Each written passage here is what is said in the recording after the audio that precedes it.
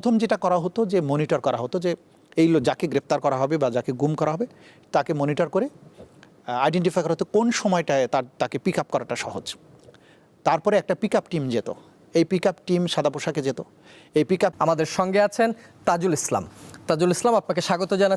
যেহেতু আন্তর্জাতিক অপরাধ ট্রাইব্যুনাল নিয়ে অনেক আলোচনা হয়েছে, অনেক ধরনের সমালোচনাও হয়েছে, সেই বিষয়টিতে যেতে চাই যে একটা রাজনৈতিক গভর্নমেন্ট আসার পরেই আপনি সেই প্রসিকিউশন থেকে বিদায় নিলেন এবং আপনি ঘোষণা দিলেন যে আপনি স্বাভাবিকভাবে সেই প্রসিকিউশন থেকে চলে আসলেন, কিন্তু তারপরও প্রশ্ন থেকে যায় এটা কি একটি স্বাভাবিক প্রক্রিয়া ছিল নাকি কোনো রাজনৈতিক সিদ্ধান্ত? দেখুন, আমাকে চিফ প্রসিকিউটর নিয়োগ করা হয়েছিল বিগত অন্তর্বর্তীকালীন সরকারের সময়, এবং অন্তর্বর্তীকালীন সরকারের প্রায়োরিটি ছিল তিনটা প্রধান কাজ করার। তার মধ্যে একটা ছিল জুলাই আগস্ট সহ গত 17 বছরে বাংলাদেশে যেসব মানবতা বিরোধী অপরাধ হয়েছে তার বিচার, এরপরে সংস্কার এবং নির্বাচন। সেই বিবেচনায় তারা এই বিচারটি করার জন্য, যেহেতু আন্তর্জাতিক অপরাধ ট্রাইব্যুনালে বিচার করার সিদ্ধান্ত নিয়েছিলেন, সেখানে আমাকে তারা সিলেক্ট করেছিলেন এবং সেখানে আমাকে দায়িত্ব দিয়েছিলেন। এরপরে দেশে একটা নির্বাচন হয়েছে, নতুন একটা নির্বাচিত সরকার এসেছে এবং প্রত্যেক নির্বাচিত সরকারের তার নিজস্ব পছন্দ থাকে, তার নিজস্ব পছন্দের লোকদেরকে তারা দিয়ে একটা প্রশাসন সাজায়। এটা খুবই স্বাভাবিক প্রক্রিয়া একটা গণতান্ত্রিক রাষ্ট্রে। সেদিক থেকে নির্বাচিত সরকার মনে করেছেন যে তারা তাদের পছন্দের লোককে দিয়ে বিচার প্রক্রিয়াটা অগ্রসর করবেন। সেদিক থেকে এটা খুবই স্বাভাবিক একটা প্রক্রিয়া আমি মনে করি। আমাকে নিয়োগ দিয়েছিলেন অন্তর্বর্তীকালীন সরকার, সরকার বিদায় নিয়েছেন, নতুন সরকার এসছে, নতুনভাবে সেট আপ হয়েছে, খুবই স্বাভাবিক ঘটনা। না, কিন্তু আইনি প্রক্রিয়াগুলোকে বা আমরা বিচার ব্যবস্থার যে স্বাধীনতার কথা বলি সেই জায়গা থেকে যদি আমি প্রশ্ন করি যে এই প্রক্রিয়াগুলোকে কি আবার রাজনৈতিক কালার দেয়া হচ্ছে কিনা? আপনার কি মনে হয় বিচার বিভাগের যে স্বাধীনতার জন্য এত আন্দোলন, এত কিছু করা হলো, তারপরে বিচার বিভাগ স্বাধীনও হলো, কিন্তু শেষ পর্যন্ত কি স্বাধীনতা পেলাম আমরা? বিচার বিভাগ সম্পূর্ণ আলাদা বিষয়। আমার নিয়োগ এবং বিচার বিভাগের স্বাধীনতা ভিন্ন জিনিস। বিচার বিভাগ স্বাধীন থাকতে হবে। বিচার বিভাগকে স্বাধীনতা বলতে দায়িত্বশীল স্বাধীন একটা বিচার বিভাগ দরকার। স্বাধীনতা আগেও ছিল, কিন্তু আমরা দেখেছি ফ্যাসিস্ট আমলে এই বিচার বিভাগের, বিশেষ করে সুপ্রিম কোর্টের বিচারকরা নিজেদেরকে শপথবদ্ধ রাজনীতিবিদ পর্যন্ত বলেছেন। তারা রাজনীতিবিদদের চেয়েও বেশি রাজনীতি করেছেন। রাজনীতিবিদদের ইচ্ছাকে পূরণ করার জন্য সুপ্রিম কোর্টকে বা বিচার ব্যবস্থাকে ব্যবহার করেছেন। সেই জায়গা থেকে জাতি বেরিয়ে এসেছে বিপ্লবের পরে। এই নতুন সরকারের আমলে এসে অন্তর্বর্তীকালীন সরকার বেশ কিছু পদক্ষেপ নিয়েছিলেন বিচার বিভাগের স্বাধীনতার জন্য। সুপ্রিম কোর্টের সচিবালয়, বিচারক নিয়োগের যে অধ্যাদেশ, সেগুলো খুব জরুরি পদক্ষেপ ছিল। দুঃখজনকভাবে সেই অধ্যাদেশগুলো সরকার এই পার্লামেন্টে র্যাটিফাই করেননি, ল্যাপস হয়ে গেছে। তারা বলেছেন এগুলো নতুন করে তারা করবেন। আমি মনে করি একজন সুপ্রিম কোর্টের আইনজীবী হিসেবে যে আইনগুলো করা হয়েছিল সেগুলো সরকারের উচিত অবিলম্বে সেই আইনগুলো ভালো আইন দিয়ে ওনারা প্রতিস্থাপন করতে চেয়েছেন, সেভাবেই করুন। কিন্তু বিচারক নিয়োগের ব্যাপারে যে আইনের যে কাঠামোটা তৈরি করা হয়েছিল সেটা অসম্ভব জরুরি। সুপ্রিম কোর্টের সচিবালয়কে প্রতিষ্ঠার জন্য যে কাজটা করা হয়েছিল দীর্ঘদিনের আন্দোলন সংগ্রামের ফসল ছিল, সেটাও প্রতিস্থাপন করা জরুরি।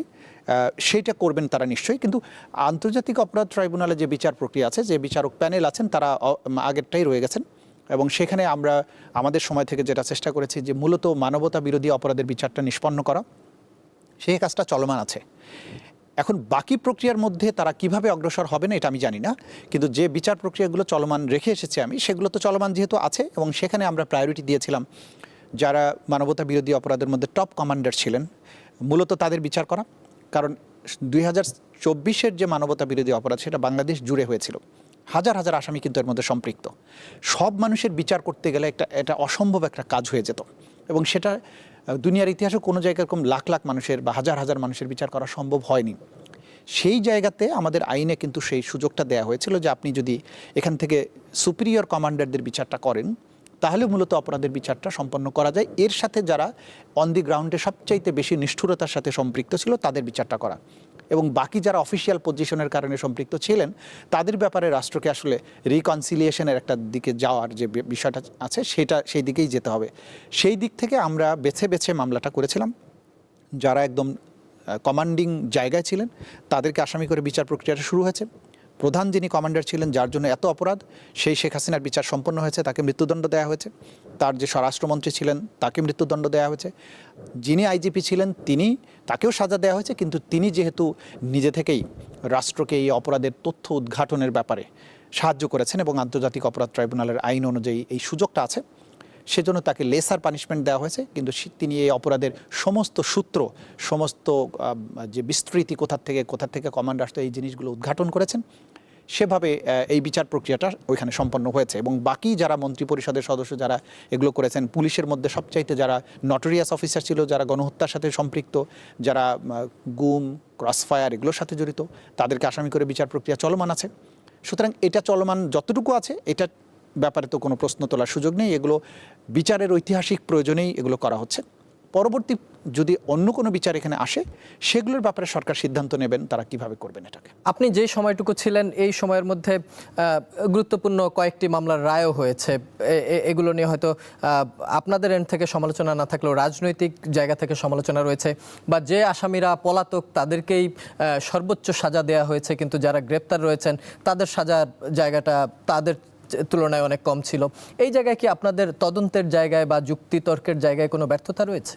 না, এটার কারণটা হচ্ছে, দেখুন, যারা পালিয়ে গেছে তারা হচ্ছে সুপ্রিম কমান্ডার্স, শেখ হাসিনা, স্বরাষ্ট্রমন্ত্রী, পুলিশের ঊর্ধ্বতন কর্মকর্তা, আইজিপি অ্যারেস্টেড আছেন, বাকি যারা ঊর্ধ্বতন কর্মকর্তা।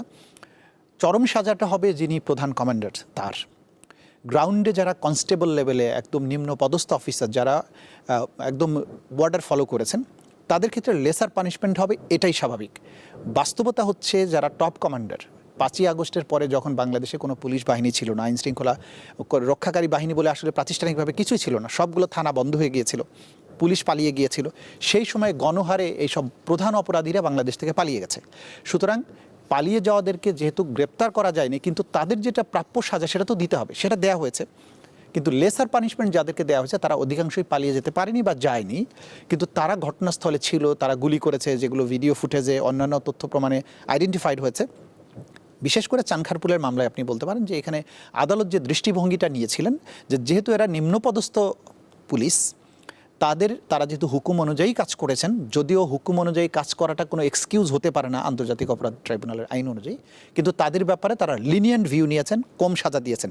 এই কম সাজাটা উপস্থিত থাকা বা অনুপস্থিত থাকার কারণে নয়, এটা তাদের অপরাধের গ্র্যাভিটি অনুযায়ী, তাদের পজিশন অনুযায়ী কিন্তু এটা দেওয়া হয়েছে।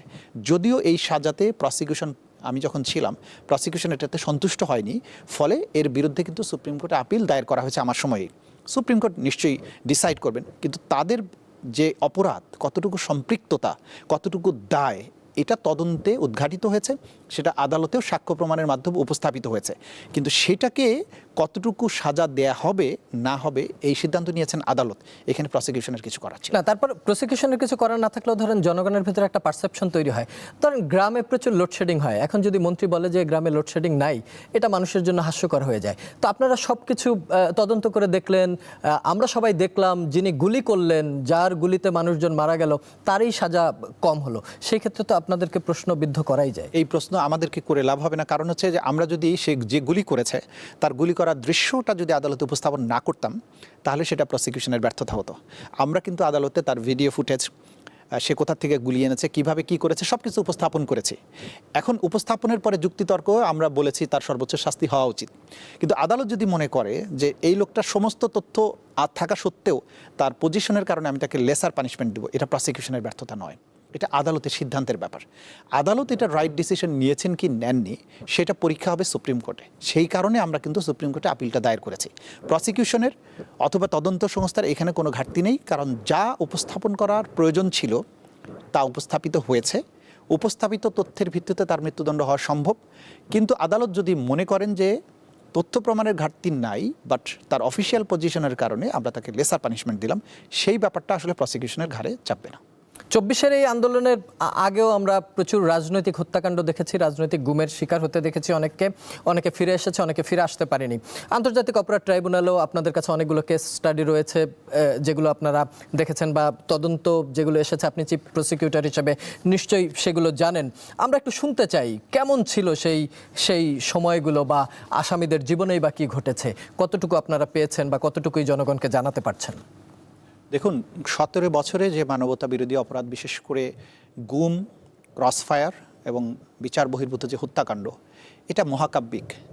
একটা টকশোতে এই কাহিনীর সব কিছু বলা সম্ভব নয়। গুমের যে ভয়াবহতাটা ছিল, আমার কাছে আফসোস লাগে যে বাংলাদেশের মিডিয়া এইটাকে সঠিকভাবে কিন্তু এখন পর্যন্ত উপস্থাপন করতে পারেনি। এটার যে ব্যাপ্তি, এটার যে গভীরতা, এটার যে বিষাদ সিন্ধু সম এর যে শোক ও গাথা, সেগুলো উঠে আসেনি।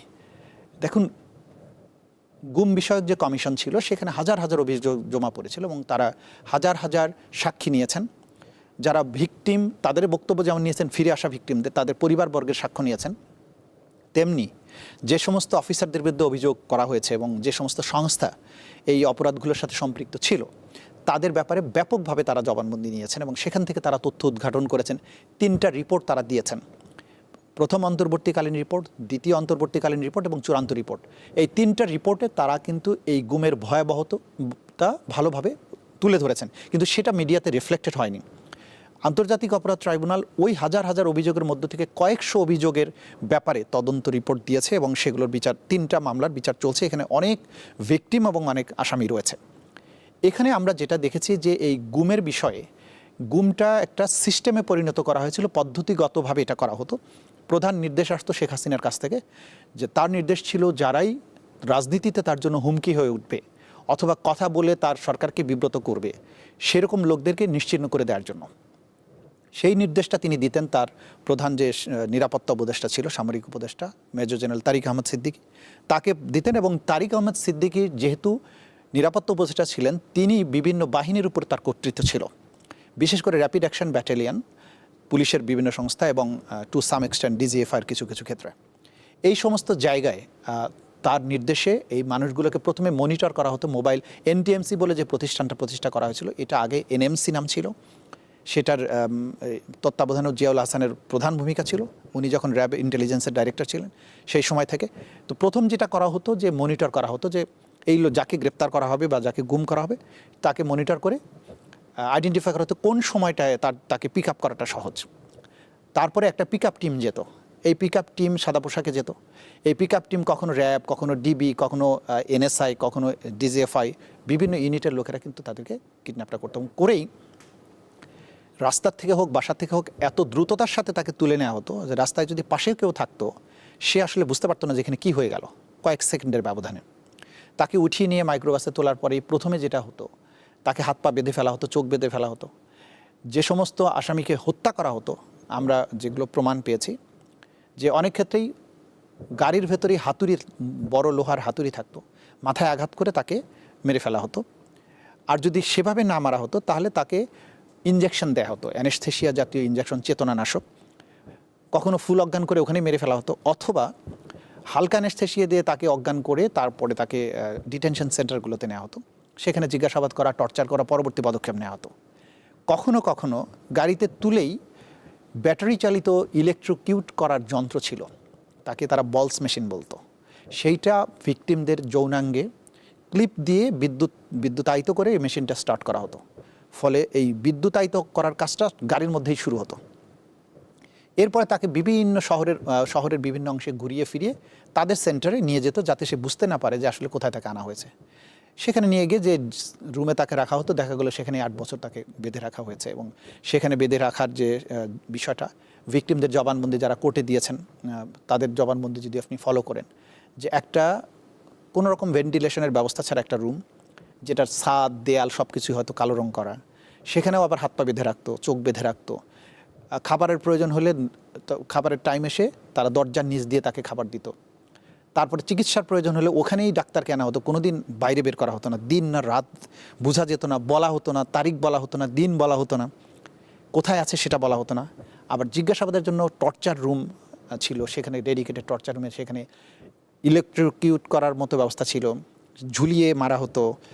তারপরে হাত পায়ের নখ তুলে ফেলার ব্যবস্থা ছিল, দেয়ালে উল্টো করে ঝুলানো হতো। আবার দেয়ালের মধ্যে বীভৎস ছবি টাঙিয়ে রাখা হতো, যে পেট কেটে ফেলা হয়েছে, নাড়িভুড়ি বের করে ফেলা হয়েছে, চোখ তুলে ফেলা হয়েছে, এরকম বীভৎস ছবি দেখে তাদের ভয় দেখানো হতো যে যদি তোমরা কথা আমাদের শেখানো জবানবন্দি না দাও তোমাদেরকে এই একই পরিণতি বহন করতে হবে। এগুলোর এই বীভৎসতার স্টোরি লম্বা অনেক, সারা রাত ধরে তারা টর্চার করতে হয়। তো আপনি পাশের রুমে একজন বন্দী আছে, সে সারা রাত ধরে শুনতে পাচ্ছে যে পাশের রুমে একজন বয়স্ক মানুষ শিশুর মতো চিৎকার করছে, তাকে মারা হচ্ছে। ভোর রাতের দিকে তাকে ফেলে চলে যেত। এভাবে প্রতি রাত, দিনের পর দিন, মাসের পর মাস এরকম চলেছে। সেখান থেকে টর্চার করতে করতে কোনো বন্দী মারা গেছে, নিয়ে যাওয়া হয়েছে, তার লাশ হয়তো রেল লাইনে নিয়ে ফেলে দিয়েছে। আমরা প্রমাণ পেয়েছি যে টর্চার করার পরে মেরে ফেলেছে, তারপরে লাশটাকে রাতের বেলায় গাড়ির ভেতরে উঠিয়ে নিয়ে একটা রেল লাইনের পাশে গিয়ে রেল লাইনের উপরে লাশটা রাখতো, ট্রেন আসতো, টুকরা টুকরা হয়ে যেত, তারপর ওখান থেকে করে চলে আসতো। আপনাদের মনে থাকবার কথা 2011 থেকে 2013 এই সময়টাতে ঢাকা টঙ্গী বা ঢাকা রাজশাহীর এই রেল লাইনের দুপাশে অনেক খণ্ডিত লাশের সন্ধান পাওয়া যেত, ট্রেনে কাটা পড়া মানুষের সন্ধান পাওয়া যেত, যেগুলোর কোনো পরিচয় পাওয়া যেত না। আমরা যতটুকু বুঝতে পেরেছি এগুলো ছিল ওই সেই সমস্ত যাদেরকে উঠিয়ে নেওয়া হয়েছিল গুমের ভিকটিমদের, এবং আমাদের সাক্ষ্য প্রমাণে সেটা। তো যাদেরকে টর্চার করার পরে হয়তো কিছুদিন পরে কাউকে অস্ত্র বিস্ফোরক সন্ত্রাসবাদী মামলা দেওয়া হতো। মামলাগুলোর প্যাটার্ন ছিল একই রকম, যে কয়েকটা কমন মামলা, সন্ত্রাসবাদী জঙ্গি মামলা দিত অথবা অস্ত্র মামলা, বিস্ফোরক মামলা। এই মামলার বাইরে কোনো মামলা ছিল না। এরা ছিল সৌভাগ্যবান, মামলা দিয়ে চালান দিয়েছে, কিন্তু যাদেরকে ফেরত দেয়নি তারা তো ওখানে বন্দিই ছিলেন। আর যাদেরকে মেরে ফেলা হয়েছে সেগুলোকে ওখানেই হত্যা করা হতো, অথবা জীবিত অবস্থায় হাত পা বেঁধে তাদেরকে গাড়িতে করে কয়েকটা স্পট ছিল তাদের হত্যা করার জন্য। একটা ছিল আমাদের শীতলক্ষ্যা নদী, সেখানে নারায়ণগঞ্জে একটা স্পটে তাদেরকে নেওয়া হতো। তারপরে ট্রলারে করে শীতলক্ষ্যা নদীর মধ্যে নিয়ে গিয়ে ট্রলারের উপরে পাটাতনে তুলে তাদেরকে মাথায় যে জমটুপি পরানো থাকতো সেটা খুলে মাথায় গুলি করে পেটটা ফেলে দিয়ে নাড়িভুড়িটা ফেলে দিয়ে সিমেন্টের ব্যাগ বেঁধে ফেলে দেওয়া হতো। আরেকটা ছিল বরিশালের চরদুয়ানি বলে একটা ঘাট আছে, চরদুয়ানি খালের পাড়ে, সেখানে নিয়ে গিয়ে সেখানে র্যাব 7-এর অফিসে তাদেরকে রাখা হতো। ওখান থেকে তাদেরকে রাতের বেলায় ট্রলারে তুলে চরদুয়ানি খাল বেয়ে গিয়ে বলেশ্বর নদীতে, এবং বলেশ্বর নদীর থেকে সমুদ্রের মোহনায়, সেখানে যাওয়ার সময় আবার ওশানোগ্রাফির উপরে তাদের পড়াশোনা থাকতো, যে জোয়ার কতক্ষণ থাকবে, ভাটা কখন আসবে, এগুলো হিসাব করা হতো। সেই জোয়ার ভাটা মেপে কতক্ষণ তাদেরকে যেতে হবে, ট্রাভেল করতে হবে, কত দূরে তারা যাবেন, সেখানে নিয়ে গিয়ে পাটাতন থেকে খোলের ভেতরে বন্দীদেরকে রাখা হতো, যেখানে মাছ রাখে, বরফ রাখে, ওখান থেকে বের করতে একজন একজন করে বের করে মাথায় গুলি করতো, পেট কেটে দিত, সিমেন্টের ব্যাগ বেঁধে পানিতে ফেলে দিত। এইভাবে শত শত মানুষকে গত 17 বছরে, অর্থাৎ আওয়ামী আমলে 17 বছরে হত্যা করা হয়েছে। গুমের শিকার হয়ে যেসব মানুষ ফেরত আসেনি তাদের পরিণতি হয়েছে এই সমস্ত নদীতে, এটা আমরা নিশ্চিত হয়েছি। এবং এই ব্যাপারে যারা ওই নৌকার যারা মাঝি ছিল, ট্রলার যাদেরকে বছরের পর বছর ওই ট্রলারে ব্যবহার করা হয়েছে, তাদের সাক্ষ্য, ওই ঘাটের যারা ছিল যেখানে তাদেরকে উঠানো হতো তাদেরকে সাক্ষ্য প্রমাণ, এগুলো পাওয়া গেছে। আবার কখনো কখনো হয়তো ঢাকা সিলেটের মহাসড়কে নিয়ে যাওয়া হতো, সেখানে গিয়ে রাতের বেলায় কোনো ব্রিজ বা খাল পেলে সেখানে গাড়ি থামিয়ে একজনকে গুলি করে ফেলে দিত। দেখা গেল 2 দিন পরে পত্রিকায় নিউজ হয়েছে যে অমুক নদীতে একটা অজ্ঞাতনামা গুলিবিদ্ধ লাশ পাওয়া গেছে। এই যে গুমের ভয়াবহতা, এবং এর বাইরে যেগুলো আপনারা অভিযোগ করেছে, ফিরে না আসা মানুষের সব সংখ্যা কিন্তু সরকারি পরিসংখ্যানে নাই। কারণ অনেক পরিবার ভয়ে কখনো অভিযোগই করেনি বা বলেই নেই যে আমার পরিবারের এই সদস্যটা মিসিং। এত বেশি আতঙ্কগ্রস্ত করেছে। যারা ফিরে এসেছে তাদের বর্ণনা থেকে এটা বোঝা যায় যে কী পরিমাণ ভয়াবহতার মধ্য দিয়ে তাদেরকে যেতে হয়েছে। এই যে ভয়াবহ চিত্র, এইটা বাংলাদেশে ব্যবহার করা হয়েছে রাষ্ট্রীয় সিদ্ধান্তে, রাষ্ট্রের প্রধান ব্যক্তির সিদ্ধান্তে, এবং একটা বিভিন্ন ফোর্সের একটা অংশকে এই কাজের জন্য একটা পদ্ধতিগতভাবে ব্যবহার করা হয়েছে। সুতরাং এই যে গুমের বিষয়টা ছিল, যেটাকে আমরা বলি ওয়াইড স্প্রেড এবং সিস্টেম্যাটিক, এবং এটা ছিল directed against any civilian population বা একটা রাজনৈতিক গোষ্ঠী যারা বিরোধী দল, তাদের বিরুদ্ধে ব্যবহার করা হয়েছে। যে হত্যাকাণ্ডের গল্পগুলো আপনারা পেয়েছেন, সত্যিকারের গল্পগুলো আন্তর্জাতিক অপরাধ ট্রাইব্যুনালে, এখানে আসলে রাষ্ট্রের কি করণীয় আছে? ধরেন এই যে 24-এর আন্দোলনের পর আমরা তো একটা নতুন রাষ্ট্র ব্যবস্থার জন্যই আসলে এই রক্ত দেয়া, যেটা আমরা বলে থাকি, সেই পরিবর্তন কি আসবে বলে মনে হয়? এবং এইখানে কি রাষ্ট্রের কোনো দায়িত্ব আছে কিনা যে পূর্বের এই ইতিহাসগুলো জনগণকে জানানো, এবং জনগণ জানার পরে এই ধরনের প্রতিক্রিয়া তৈরি হবে যেন রাষ্ট্রে এই ধরনের আর কোনো রাজনৈতিক এই খুন খারাপি বা পরিবার নিঃশেষ হয়ে যাওয়া, গুম হয়ে যাওয়া, আয়নাঘর হয়ে যাওয়া, এই বিষয়গুলো আর ফিরবে না? অবশ্যই এই ব্যাপারে সবচেয়ে বেশি দায়িত্ব হচ্ছে রাষ্ট্রের। অন্তর্বর্তীকালীন সরকারের সময় এই বিষয়টা উপলব্ধি করা হয়েছিল, এবং সে কারণেই এই গোপন কারাগারগুলোকে আইডেন্টিফাই করা হয়। আমরা কিন্তু উদ্ঘাটন করে ফেলি যে কোথায় এদেরকে বন্দি রাখা হতো, কোথায় এদের শেষ পরিণতি হতো, কারা এগুলোর সাথে যুক্ত ছিল, কোন সংস্থাগুলোর সাথে যুক্ত ছিল, এর হুকুমটা কোথা থেকে আসতো, কারা এইভাবে কার্যকর করতো।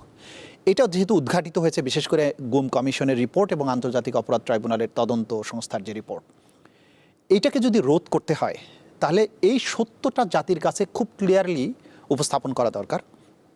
এই উপস্থাপন করার কাজটা কিন্তু রাষ্ট্রকে করতে হবে। রাষ্ট্রকে করতে হবে যে দেখুন, বিগত স্বৈরশাসক এই দেশের জনগণকে নিপীড়ন করার জন্য অথবা তার ক্ষমতাকে চিরস্থায়ী করার জন্য কি বিভৎস পন্থা বেছে নিয়েছিল, এবং সেই বিভৎস পন্থায় আমরা শুধু জানতাম যে মানুষগুলো নাই হয়ে যাচ্ছে, হঠাৎ করে একদিন রাস্তার থেকে নাই হয়ে গেল, সেই মানুষগুলো আর কখনো ফিরে আসলো না। এই কে নাইটা করছে, নাই করার উদ্দেশ্য কী ছিল, কোথায় নিয়ে যাচ্ছে, কারা নিয়ে যাচ্ছে, কিভাবে রাখছে, এই যে গোপন কাহিনী, এটা উন্মোচিত না হলে এটা জাতি কিন্তু বুঝতেই পারবে না যে কি হয়ে গেছে। নাহলে এই মানুষ বলতে থাকবে যে হাসিনার এর সমস্ত রাজনৈতিক প্রতিহিংসার শিকার হয়েছে, মিথ্যা মামলায় বিচার করা হয়েছে। এই যে কথাগুলো বলার সুযোগ তারা পাচ্ছে অথবা বলার চেষ্টা করছে, এগুলো বন্ধ হয়ে যাবে যখন এই বাস্তব স্টোরিগুলো মানুষের সামনে উপস্থাপন করা হবে। এটা রাষ্ট্রের পক্ষ থেকে রাষ্ট্রীয় মিডিয়া সহ বাংলাদেশের গণমাধ্যমেরকে ব্যবহার করে এটা জাতির সামনে স্পষ্ট করা উচিত। দ্বিতীয়ত, আপনি যদি এটা রিকারেন্স রোধ করতে চান, এটা যদি রাষ্ট্রে ফিরে আসা বন্ধ করতে চান, তাহলে অবশ্যই এই অপরাধগুলোর সঠিক বিচার করতে হবে। কারণ বিচার একটা সভ্যতার, সভ্য সমাজের মানদণ্ড। আপনি বিচারহীনতা মানেই হচ্ছে এই সমাজটা আর সভ্য নেই।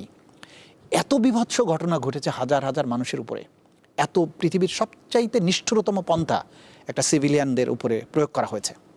এটার বিচার করে যে মাস্টার মাইন্ড, যারা সবচেয়ে বেশি অ্যাট্রোসাস কিলার বা নিপীড়ক ছিল, তাদেরকে একটা দৃষ্টান্তমূলক সাজা দেওয়াটা জরুরি।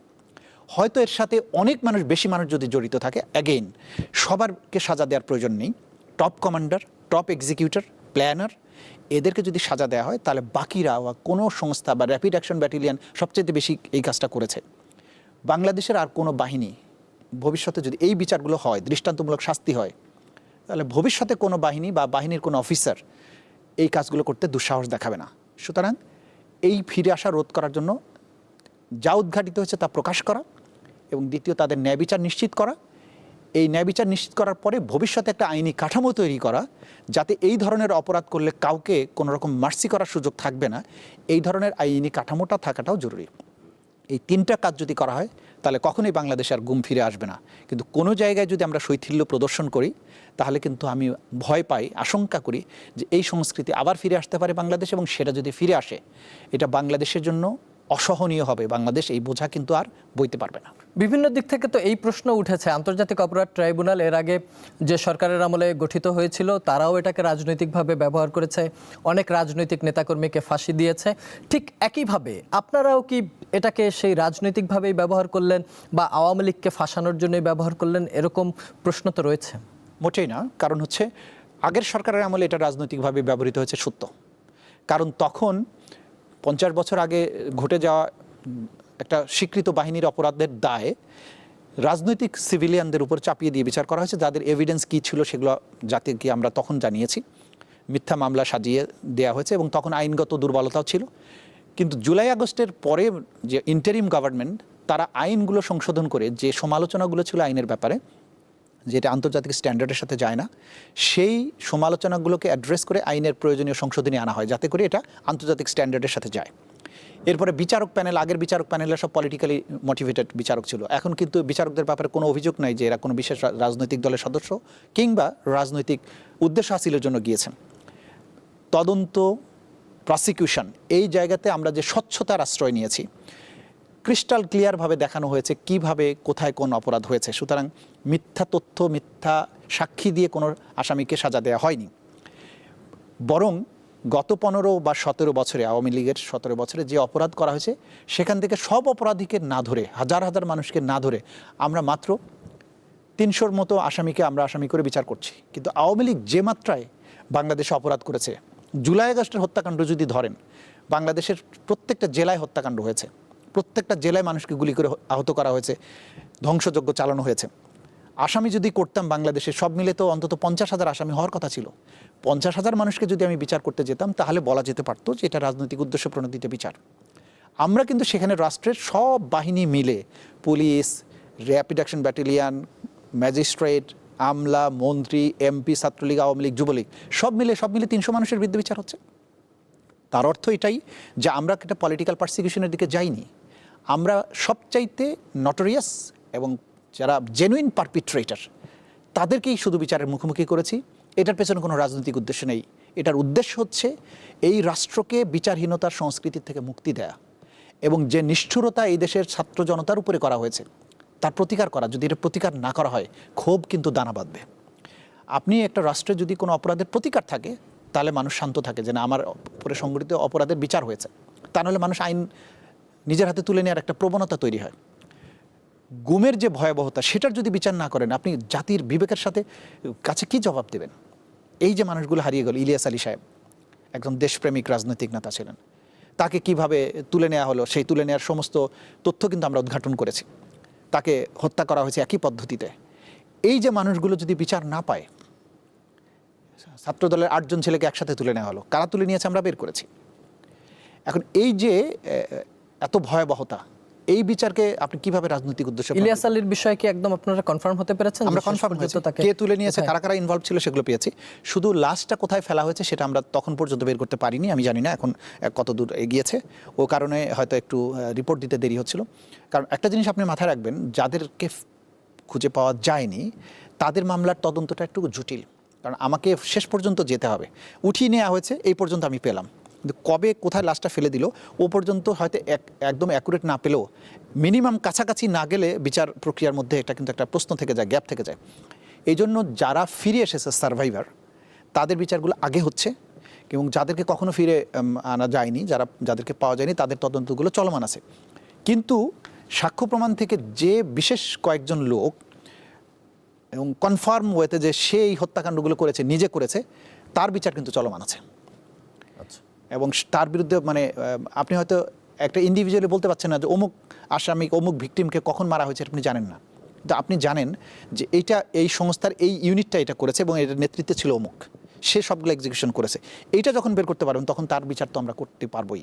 এবং সে কারণেই কিন্তু জিয়াউল হাসানের যে বিচারটা চলছে তাকে কিন্তু সেভাবে, যে সে তখন র্যাবের প্রথমে ইন্টেলিজেন্স উইংয়ের প্রধান হিসাবে, পরবর্তীতে এডিজি অফিস হিসাবে, তার ইউনিটটাই মূলত এই এক্সিকিউশনের কাজগুলো করতো, তার নেতৃত্বে হতো। ফলে আমাদের আইনে এই সুযোগ আছে যে আসামিকে একজন, ধরুন সাধারণ মার্ডার কেসে যদি 5 জন লোক ইনভলভ থাকে, একটা মামলায় 5 জন বা 10 জনেরই বিচার করতে হয়। আন্তর্জাতিক অপরাধ ট্রাইব্যুনালে বা মানবতা বিরোধী অপরাধের ক্ষেত্রে একটা ঘটনার সাথে হয়তো 100 জন লোক জড়িত, আমি 100 জন লোকের মধ্যে 2 জন বা 1 জন করে আলাদা আলাদা করে বিচার করতে পারবো। সেই দিক থেকে যিনি সবচাইতে বেশি রেসপন্সিবল তাকে আমি আলাদা করেছি, তার বিচারটা চলমান আছে, অন্যদেরগুলো তদন্ত চলমান আছে।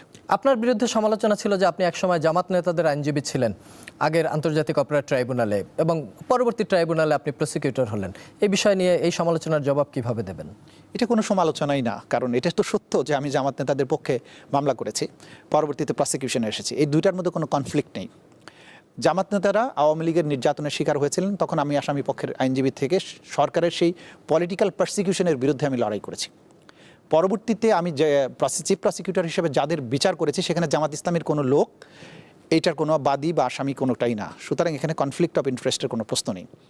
আমি বরং রাষ্ট্রের পক্ষ থেকে ওই নিপীড়ক যারা ওই সময় বিচারকে পলিটিক্যালি ব্যবহার করেছে, তারা যে মানবতা বিরোধী অপরাধ করেছে তাদের বিচারগুলো করার জন্য দায়িত্বপ্রাপ্ত ছিলাম। সুতরাং আমি প্রফেশনালি আমার যে লাইন অফ অ্যাকশন ছিল সেটা সবসময় এই নিপীড়ক এবং আওয়ামী যে মানবতা বিরোধী অপরাধের যে লম্বা হিস্ট্রি সেটার বিরুদ্ধে আমি দাঁড়িয়েছি। এখানে কোনো কনফ্লিক্ট অফ ইন্টারেস্টের ব্যাপার ছিল না। সাবেক প্রধানমন্ত্রী শেখ হাসিনার বিরুদ্ধে যে মামলা, এই মামলা বা আপনাদের যে ট্রাইব্যুনাল, এই ট্রাইব্যুনাল শেষ পর্যন্ত কি আন্তর্জাতিক যে আইন এর মানদণ্ড ধরে রাখতে পারবে, বা আন্তর্জাতিক অঙ্গনে এই রায় বা এটা কি টিকবে শেষ পর্যন্ত?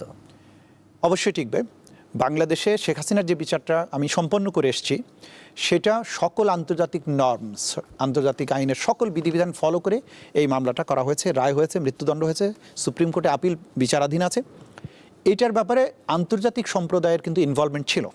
আমাদের তদন্ত প্রক্রিয়ার সময় জাতিসংঘের পক্ষ থেকে আমাদের প্রসিকিউটরদেরকে, আমাদের ইনভেস্টিগেটরদেরকে তারা ট্রেনিং দিয়েছেন। সুতরাং আমাদের প্রসিকিউটরদের ব্যাপারে কিন্তু জাতিসংঘের এক ধরনের স্বীকৃতি আছে, এবং বিশেষ করে আইসিসির সাথে আমাদের ঘনিষ্ঠ যোগাযোগ, আমি যতদিন ছিলাম তাদের সাথে যোগাযোগ রেখেছি এবং তাদের সাথে সেভারেল মিটিং আমরা করেছি। তারা বলেছে তোমরা যে প্রক্রিয়া করছো সেটা সঠিক, আমরা তোমাদেরকে কতটুকু সাহায্য করতে পারি সেটা বলো, কারণ আইসিসিতে পাঠানো এটা কোনো রিজনেবল সলিউশন নয়, এবং আইন অনুযায়ী আইসিসিতে আমরা পাঠাতে পারি না। কেন পারি না? আইসিসিতে বিচারের জন্য শুধুমাত্র সেই মামলাগুলোই যাবে যদি কোনো রাষ্ট্রের অভ্যন্তরে সংগঠিত মানবতা বিরোধী অপরাধের বিচার করতে ওই রাষ্ট্র সক্ষম না হয় অথবা ওই রাষ্ট্র ইচ্ছুক না হয়। বাংলাদেশ এই মামলাগুলোর বিচার করতে সাংঘাতিকভাবে ইচ্ছুক। শুধু ইচ্ছুকই নয়, ইন্টারিমের সময় 3টা প্রধান দায়িত্বের মধ্যে ম্যান্ডেট ছিল একটা, যে বিচার করতে হবে। সুতরাং রাষ্ট্র এটা ইচ্ছুক এবং রাষ্ট্র এটা দায়িত্ব নিয়ে করেছে। সেকেন্ডলি হচ্ছে সক্ষম কিনা, বাংলাদেশ সক্ষম, কারণ বাংলাদেশের এই বিচার করার মতো প্রয়োজনীয় আইন অর্থাৎ আন্তর্জাতিক অপরাধ ট্রাইব্যুনাল আইন 1973, যেটা পরবর্তীতে অ্যামেন্ডেড হয়ে আন্তর্জাতিক স্ট্যান্ডার্ডের হয়েছে, সেই আইন আছে। সেই আইন অনুযায়ী এই অপরাধগুলো সংজ্ঞায়িত এবং এই অপরাধগুলো বিচার করার জন্য একটা স্পেশাল ট্রাইব্যুনালও আছে, যে ট্রাইব্যুনাল আইসিসি সেই নিয়মগুলো ফলো করে বিচার করে। সুতরাং এই অপরাধের বিচার বাংলাদেশেই হওয়া উচিত, সেটাই হয়েছে। এবং এইখানে আমরা কোনো রকমের আন্তর্জাতিক স্ট্যান্ডার্ডের প্রশ্নে কোনো আপোষ করিনি, কোনো আন্তর্জাতিক স্ট্যান্ডার্ড ভায়োলেটও করেনি। এখন পর্যন্ত কোনো আন্তর্জাতিক সংস্থা আমাদের এই বিচার প্রক্রিয়া স্ট্যান্ডার্ডের মধ্যে না এই কথা বলেনি। আগের আমলে কিন্তু আন্তর্জাতিক যতগুলো সংস্থা, international bar association, human rights watch, amnesty international, যারা ছিল সবাই কিন্তু সমালোচনা করেছিল, কিন্তু এই বিচার প্রক্রিয়াকে কোনো আন্তর্জাতিক সংগঠন ক্রিটিসাইজ করেনি। আপনার যেহেতু নিয়োগ হয়েছিল ইন্টারিম গভর্নমেন্টের সময়, দেখা যায় যে কোনো যেহেতু এটা সেন্সিটিভ জায়গা ছিল, ইন্টারিম গভর্নমেন্টের জায়গা থেকে আপনার প্রতি কোনো আদেশ ছিল কিনা বা কোনো নির্দেশ ছিল কিনা, বা আমরা যখন বলি যে রাজনৈতিক যে চাপের কথা, সেই চাপ কি ছিল কিনা এই আন্তর্জাতিক অপরাধ ট্রাইব্যুনালের প্রসিকিউটর হিসেবে পরিচালনার ক্ষেত্রে? কখনোই ছিল না। বরং আমি যেটা উপলব্ধি করেছি, আমাকে এই কাজ করার ব্যাপারে সরকার সব ধরনের স্বাধীনতা দিয়েছিলেন, সব ধরনের সমর্থন দিয়েছিলেন। অন্তর্বর্তীকালীন সরকারের প্রধান ডক্টর মোহাম্মদ ইউনূস, আমাদের মাননীয় আইন উপদেষ্টা আসিফ নজরুল সাহেব সহ স্বরাষ্ট্র উপদেষ্টা বলেন বা অন্যান্য উপদেষ্টারা, তারা সবাই ইগার ছিলেন যে এই ভয়াবহ নিষ্ঠুরতার বিচারটা যেন ঠিকমতো হয়। সেজন্য আমাদের কি সাপোর্ট দরকার, কি লজিস্টিক্স দরকার, কোনো আইনের কোনো সাহায্য লাগে কিনা, সব ব্যাপারে তারা সব ধরনের সহযোগিতা করেছেন এবং তারা আন্তরিকভাবে চেয়েছেন এই বিচারটা যাতে সুষ্ঠুভাবে হয়। কাউকে ওনারা কখনোই বলেননি যে এরকম বিশেষ লোককে আটকাও অথবা একে ছেড়ে দাও, বরং আমাদের তদন্ত সংস্থা স্বাধীনভাবে কাজ করেছেন, করে সবচাইতে নিষ্ঠুর, সবচাইতে প্রধান যারা আসামি তাদের বিচারগুলো সামনে নিয়ে এসছেন, বিচারগুলো করা হয়েছে। এই ব্যাপারে সরকারের পক্ষ থেকে কোনো ধরনের হস্তক্ষেপ করা হয়নি। জুলাই গণঅভ্যুত্থানের পর আবার জুলাই ঘুরে আবার চলে আসছে, আবারও জুলাই 2 মাস পরেই, কিন্তু এই যে ট্রানজিশনাল যে জাস্টিস, এই জায়গাটা কি সত্যি প্রতিষ্ঠিত হচ্ছে, নাকি আমরা এখনো সেই প্রতিশোধের রাজনীতির মধ্যে দিয়েই যাচ্ছি? আমরা ট্রানজিশনের মধ্যে আছি। সেই ট্রানজিশনটা প্রপার হবে, পরিপূর্ণ হবে যদি এই বিচারগুলো শেষ করা যায়। যে বিচারগুলো চলমান আছে দ্রুত এটা নিষ্পত্তি হওয়া প্রয়োজন, এবং সেক্ষেত্রে প্রয়োজন হলে এখানে ট্রাইব্যুনালের সংখ্যা বাড়ানো যেতে পারে। এই বিচারটা করলেই বরং ট্রানজিশনটা সম্পন্ন হবে। এখানে কাউকে পলিটিক্যালি ভিক্টিমাইজড করা হয়নি, করা হচ্ছেও না। এই বিচারটা নিষ্পত্তির মাধ্যমে বাংলাদেশের অপরাধগুলো সংগঠিত যেগুলো হয়েছে সেটার একটা স্বীকৃতি হবে, অপরাধগুলো আইডেন্টিফাইড হবে, এবং এটার বিচারের মাধ্যমে জনমনে একটা আস্থার জায়গা তৈরি হবে যে অপরাধ করে কেউ পার পায় না। এবং এটা যখন প্রতিষ্ঠিত হবে, আগামীর প্রজন্মের সামনে বা আগামীতে যারা ক্ষমতায় আসবেন বা যে সমস্ত লোক এই অপরাধগুলো করেছে, এই সংস্থা বা বাহিনীগুলো কখনোই আর এই ধরনের অপরাধ করতে দুঃসাহস দেখাবে না। সেটাই হচ্ছে প্রকৃত ট্রানজিশন হবে, এবং বাংলাদেশ ফিউচারটা তার নিরাপদ করতে পারবে। এই ট্রাইব্যুনালের মধ্য দিয়ে বা এই যে মামলাগুলো চলছে, এই মামলার রায় কার্যকরের মধ্য দিয়ে আপনার কি মনে হয় যে বাংলাদেশের গণতন্ত্র আরও শক্তিশালী হবে, নাকি আরও বিভাজন বেশি তৈরি করবে? কোনো বিভাজন তৈরি হবে না। বাংলাদেশের শতকরা 99% মানুষ চায় যে বিগত এই 17 বছরে যে মানবতা বিরোধী অপরাধ হয়েছে সেগুলোর সুষ্ঠু বিচার হোক। বিচার হলে জনমনে আস্থা ফিরে আসবে, তখন জনগণ বুঝবে যে বিচার যেহেতু হয় সুতরাং আইন হাতে তুলে নেওয়ার প্রয়োজন নেই। এই বিচারগুলো সম্পন্ন হওয়ার মাধ্যমে স্বৈরশাসনের ফিরে আসার পথ রুদ্ধ হবে, রাজনৈতিক নিপীড়নের পথ রুদ্ধ হবে, রাজনীতিতে বা ক্ষমতায় টিকে থাকার অসাধু উদ্দেশ্যে সিভিলিয়ান মানুষকে, জনগণকে হত্যা করা, গুম করার মতো মানবতা বিরোধী অপরাধ করার দুঃসাহসটা বন্ধ হয়ে যাবে। বাংলাদেশ সামনের দিকে এগিয়ে যাবে। এই বিচারটা আগামীর সোপান রচনা করবে বাংলাদেশের জন্য। আপনার সময় কি আপনি শুধু জুলাইকেই বেশি গুরুত্ব দিয়েছেন? এর আগে যে ঘটনাগুলো ঘটেছে সেই বিষয়গুলোতে কি আলোকপাত করতে পারেননি সময়ের কারণে? এই কারণে বলছি যে সম্প্রতি শাপলা চত্বরের বিষয় নিয়ে খুব আলোচনা হচ্ছে, এবং আজকেও শাপলা চত্বরের মামলায় দীপুমণি, মোজাম্মেল বাবু, ফারজানা রূপাকে ট্রাইব্যুনালে হাজির করার নির্দেশ দেওয়া হয়েছে। এটা কি আপনার সময়কার কোনো ব্যর্থতা হিসেবেই আমরা ধরে নিব? না, এটা ব্যর্থতা নয়। এই জন্য আপনাকে মনে রাখতে হবে যে আমাদের তদন্ত সংস্থার একটা সক্ষমতার ব্যাপার আছে। সেখানে 20-25 জন মাত্র তদন্তকারী কর্মকর্তা। জুলাই আগস্টে গোটা বাংলাদেশ জুড়ে হাজার হাজার ঘটনা ঘটেছে। যাত্রাবাড়ির থেকে শুরু করে ঢাকা শহরে আপনার অন্তত 50টা স্পট ছিল, এর বাইরে প্রত্যেকটা ডিস্ট্রিক্টে ছিল, সেখানে তাদেরকে যেতে হয়েছে। প্রথমে আমাদেরকে জুলাইয়ের সংগঠিত গণহত্যার দিকে ফোকাস করতে হয়েছে। একটা সার্টেন স্টেজে যাওয়ার পরে আমরা গুম এবং এক্সট্রা জুডিশিয়াল কিলিংয়ের ব্যাপারে মনোযোগ দিয়েছি। শাপলা চত্বরের মামলা আমার সময় শুরু হয়েছে, আমার সময় গ্রেপ্তারি পরোয়ানা জারি হয়েছে এবং আসামি গ্রেপ্তার করা হয়েছে। এখন যেটা হচ্ছে, তদন্তের রিপোর্টটা আসবে বলে জানা যাচ্ছে, এখন তারা তদন্ত রিপোর্ট নিয়ে আসছে, এবং সেই ক্ষেত্রে অতিরিক্ত আসামি যারা হচ্ছেন তাদের নামটা এই মুহূর্তে আপনারা শুনতে পাচ্ছেন, কিন্তু এই মামলাটা শুরু হয়েছে আমার আমলে, এটার আসামিও গ্রেপ্তার হয়েছে আমার সময়ে। আমরা সব কিছুই মাথায় রেখেছিলাম, কিন্তু সক্ষমতার ব্যাপার যেহেতু আছে মানবিকভাবে এই ২০-২৫ জন তদন্তকারী কর্মকর্তার পক্ষে বাংলাদেশের ৫৬,০০০ বর্গমাইলের সব জায়গায় এত বিপুল সংখ্যক মামলার চাপ সহ্য করা সম্ভব নয়। এটা বাস্তবসম্মত নয়, স্বাভাবিকভাবে এটা সময়ের প্রয়োজন, সুতরাং এটা কোনো ব্যর্থতা নয়। বর্তমানে এখন বাংলাদেশের বিচার বিভাগের যে স্বাধীনতা নিয়ে আমরা বলি বা এখন স্বাধীন বিচার বিভাগ তৈরি হয়েছে, কিন্তু রাজনীতিতে আমরা যে পুরনো রাজনীতি বাংলাদেশের যে রাজনৈতিক ব্যাকগ্রাউন্ড বা যেভাবে চলে, আপনি জানেন যে অনেকগুলো অধ্যাদেশ এই জাতীয় সংসদে পাশ হয়নি। শেষ পর্যন্ত মানে বিএনপি ২৪-এর পর যে ম্যান্ডেট নিয়ে আসলো, হ্যাঁ ভোট না ভোটের যে জায়গাটাতে এখনও বিতর্ক রয়ে গেছে, বা জামাত বিরোধী দল হলো এনসিপিকে সাথে নিয়ে, এই সব কিছু মিলে কি শেষ পর্যন্ত একটা ভজঘট লেগে যাবে আপনার মনে হয়? একটা বিষয় আমি অবশ্যই আপনার সাথে একমত হব, যে অধ্যাদেশগুলো ল্যাপস করে দেয়া হলো সেটা কোনো অবস্থাতেই উচিত হয়নি বলে আমি মনে করি একজন আইনজীবী হিসাবে। এই অধ্যাদেশগুলোর ব্যাপারে যতটুকু সরকারের পক্ষ থেকে বলা হয়েছে যে এখানে কিছু ত্রুটি ছিল, ত্রুটি যদি থাকে ত্রুটি সংশোধন করে তো আরও কয়েকটা অধ্যাদেশকে গ্রহণ করা হয়েছে। তা আপনার যদি মনে হয় যে এখানে ত্রুটি ছিল, সেগুলো সংশোধন করে আপনাদের উচিত ছিল এটা পাশ করার। এইটা পাশ না করে আপনারা জাতির সামনে যে বার্তাটা দিলেন সেটা ভালো নয়। মানুষ ধরে নিচ্ছে যে আপনারা এই বিপ্লবের সাথে বিশ্বাসঘাতকতা করছেন, কারণ আপনি বিচার বিভাগের স্বাধীনতার প্রশ্নে একটা চমৎকার অধ্যাদেশ করা হয়েছিল সুপ্রিম কোর্টের সেক্রেটারিয়েট এবং বিচারপতি নিয়োগ সংক্রান্ত। কী কারণে আপনি এটা বাতিল করে দিলেন? আপনার যদি বিশেষ কোনো আপত্তি থাকতো এটা সংশোধন করে পাশ করা উচিত ছিল, কারণ এটা বাংলাদেশের সকল মানুষের চাওয়া ছিল, আইনজীবীদের আন্দোলনের ফসল ছিল। একইভাবে গুম সংক্রান্ত যে অধ্যাদেশটা ছিল সেটা কিন্তু করার আগে ডজনে ডজনের সেমিনার সিম্পোজিয়াম করা হয়েছে, মতামত নেওয়া হয়েছে। বর্তমান সরকারের যারা দায়িত্বশীল আছেন অন্তত দুজন মন্ত্রীর সাথে সম্পৃক্ত ছিলেন। এই আইনটা যতদূর সম্ভব সকল মহলের মতামত নিয়ে নিখুঁতভাবেই করা হয়েছিল। তারপরেও যদি আপত্তি থাকে সংশোধন করে গ্রহণ করা যেত। বাতিল করে দিয়ে আপনারা এখন বলছেন যে আমরা নতুন করে করব, কিন্তু সময় তো চলে যাচ্ছে। এই আইনটা না করার ফলে যেটা হচ্ছে যে বাহিনীগুলো গুমের সাথে সম্পৃক্ত ছিল তারা মনে করছে আইনটা যেহেতু বাতিল হয়েছে সুতরাং আমাদের গুম করার একটা স্কোপ রাখা হয়েছে। এটা একটা অশনি সংকেত। কিন্তু আমি মনে করি যে এই গণভোটের রায়কে উপেক্ষা করা এটা একটা বোকামি বিএনপির জন্য। এটা বিশ্বাসঘাতকতা তো আমি মনেই করি, কারণ হচ্ছে যে গণভোট ৭৩% মানুষ যে রায় দিয়েছে আপনি তাকে উপেক্ষা করাটা কখনোই গণতন্ত্রের কাজ হতে পারে না, এটা হওয়া উচিত নয়। তারপরেও আমি যেহেতু এই সরকারের খুবই অল্প সময়, আমি তাদের ব্যাপারে চূড়ান্ত কোনো রকমের কোনো জাজমেন্টাল হওয়ার ব্যাপারে একমত না। আমি মনে করি যে তাদের অবশ্যই এই বিষয়ে বিজ্ঞতার পরিচয় দেওয়া উচিত, জনগণের রায়ের প্রতি শ্রদ্ধাশীল হওয়া উচিত, এবং বিশেষ করে যে অধ্যাদেশগুলোকে ল্যাপস করে দেওয়া হয়েছে সেগুলোকে যতদূর সংশোধন করা প্রয়োজন সেগুলো করে দ্রুত এই অধ্যাদেশগুলোকে আইনে পরিণত করা উচিত। আমরা অতীত থেকে শিক্ষা কেন নেই না? আমি জানি না বাংলাদেশের মানুষের দুর্ভাগ্য কিনা, অতীত থেকে যারা শিক্ষা নেয় না তারা বারবারই গর্তে পতিত হয়। আমাদের জাতি হিসাবে এটা দুর্ভাগ্য যে অতীত থেকে আমরা কখনোই ঠিকমতো শিক্ষা নেই না, কিন্তু আমি তারপরেও আশা করব যে অতীত থেকে কখনো নেওয়া হয়নি বলে ভবিষ্যতে নেওয়া যাবে না, এটা আমি মনে করি না। আমি বিশ্বাস করি যে একদিন নিশ্চয়ই সেরকম একটা দিন আসবে যেদিন আমরা অতীত থেকে সত্যিকারের শিক্ষাটা গ্রহণ করব, আর অতীতের ঘুরে আসা গর্তে আবার আমরা গিয়ে পতিত হব না। আমরা আলোচনার একদমই শেষ দিকে। ইতিহাস আপনাকে কিভাবে মনে রাখুক? আপনি কিভাবে চান, একজন আইনজীবী হিসাবে নাকি একটি রাজনৈতিক সময়ের মুখ হিসেবে?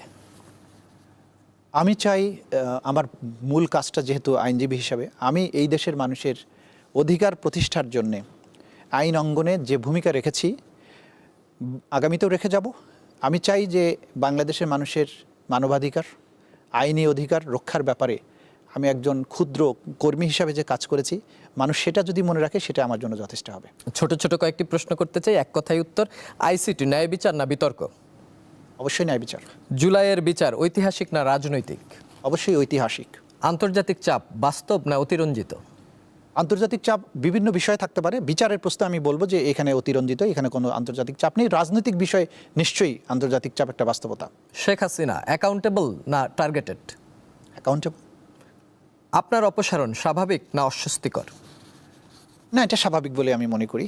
এটা কারো কারোর জন্য অস্বস্তিকর মনে হতে পারে, আমি স্বাভাবিকভাবেই গ্রহণ করতে চাই। একদম শেষ প্রশ্নটি করতে চাই, অ্যাডভোকেট তাজুল ইসলামকে আমরা ভবিষ্যতে কি আইনজীবী হিসেবেই মানে দেখে যাব, নাকি তাকেও রাজনৈতিক পরিমণ্ডলে দেখব বা কখনো সংসদেও আমরা দেখতে পারি? আমার অবশ্যই ইচ্ছা আছে দেশ এবং জাতির প্রয়োজনে রাজনৈতিক ভূমিকা রাখার জন্যও আমি প্রস্তুত। আগামীতে হয়তো রাজনৈতিক ভূমিকা আমাকে দেখতে পাওয়া যাবে। অনেক ধন্যবাদ কষ্ট করে স্টুডিওতে এসে আমাদের সময় দেওয়ার জন্য। আপনার সুস্বাস্থ্য কামনা করে আজকের মতো শেষ করতে চাই।